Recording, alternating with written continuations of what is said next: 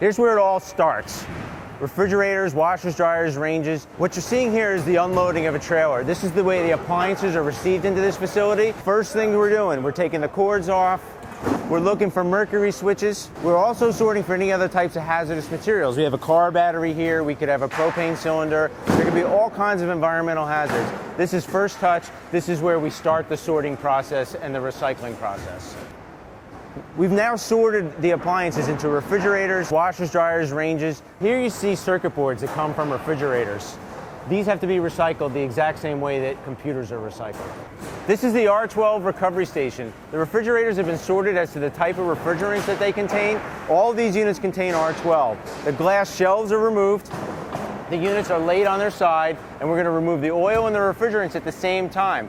The oil is separated here in this separation tank, and the refrigerants are collected and condensed into tanks further down the line. Once the unit leaves this station, the compressor is going to be removed, and then the unit's ready for the URT. One of the unique benefits of working with General Electric is they've pushed us to standardize our operating procedures. We have documented the sources and found new sources of hazardous materials in old appliances. Every procedure, every station has a sample, has a book like this that explains exactly where the hazards are, how to handle them properly, and how to get them into their safe storage containers for proper disposal. Okay, what you see behind me is a hammer mill shredder. Appliances are entering this hammer mill shredder at about 10 units per minute. This is the old way of recycling refrigerators. This is polyurethane foam. By some studies, it shows over 50% of the CFCs contained in this foam is lost just in getting it out of the refrigerator. Getting it out of a refrigerator is difficult. The current state of the art is to remove it by hand by sawing open the refrigerator. The URT system allows us to automatically treat these in a sealed system where nothing is lost. This is the current practice in the United States. The metallic portions have been removed. What's left is the foam insulation and the plastic. This goes to the landfill. This facility puts 100 tons of this in the landfill a week. The URT will change all of that.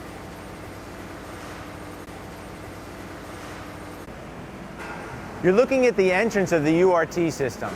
This is where everything changes. We can capture virtually all greenhouse gases using this system. Refrigerators enter one at a time. We weigh each unit and we weigh every fraction that comes out. I want to take you through the entire process of a refrigerator. The refrigerator enters the URT through a series of lock gates that keeps gases from being emitted into the environment. The refrigerator is shredded and separated.